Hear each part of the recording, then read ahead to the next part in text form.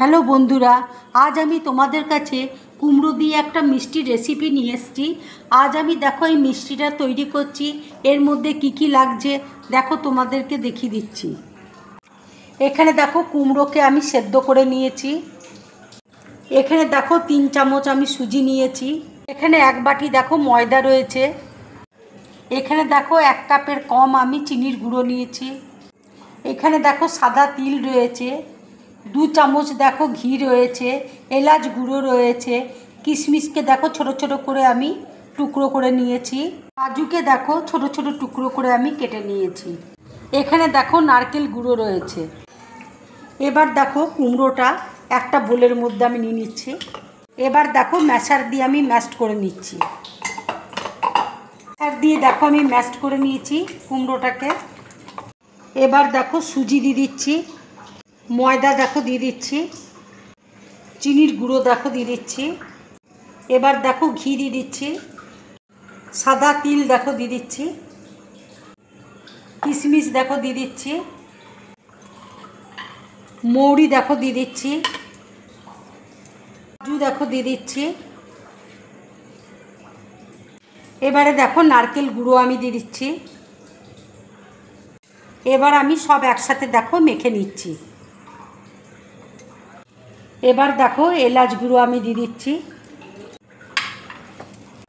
এবার দেখো গোল গোল বলের মতন আমি তৈরি করে নিচ্ছি। ঠিক এইভাবে দেখো হাতে আমি চেপে নিচ্ছি। এবার আমি তেলের মধ্যে দেখো ছেড়ে দেব।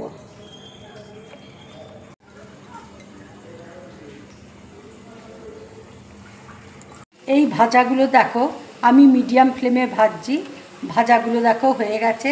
এবার আমি একটা প্লেটের মধ্যে তুলে নিচ্ছি।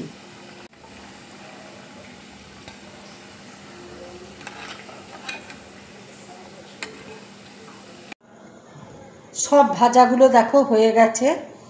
কড়াইয়ে দেখো 500 দুধ বসিয়েছি। এবার আমি ঘন করে জাল দিয়ে নেব দুধটা। এবার দেখো দুধের মধ্যে আমি 1 বাটি দেখো গুঁড়ো দুধ দিয়ে দিচ্ছি।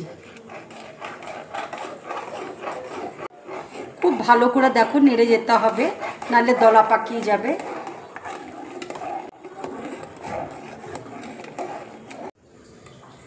দুধ দেখো ঘন করে জাল দিয়ে নিয়েছি। এবার আমি একটু ফুড কালার দিয়ে দিচ্ছি।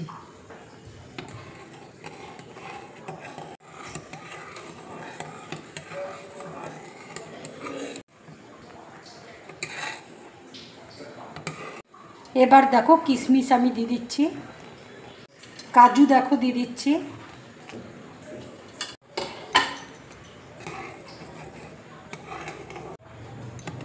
কালারটা দেখো কত সুন্দর এসছে।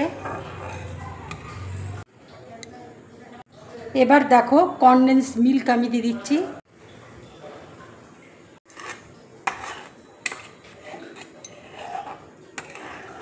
এবার দেখো কুমড়োর মিষ্টিগুলো আমি দিয়ে দিচ্ছি।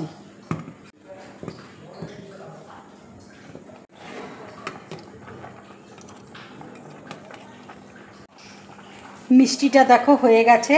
এবার আমি গ্যাসটা অফ করে দিচ্ছি। এবার দেখো এলাচ গুঁড়ো আমি দিয়ে দিচ্ছি। মিষ্টিটা দেখো হয়ে গেছে। বন্ধুরা, আমার এই মিষ্টির রেসিপিটা যদি তোমাদের ভালো লাগে তাহলে লাইক করবে, শেয়ার করবে আর ড্রিম ব্লগ চ্যানেলটাকে সাবস্ক্রাইব করবে। তোমরা বেশি করে কমেন্টস করবে, তাহলে আমার খুব ভালো লাগবে।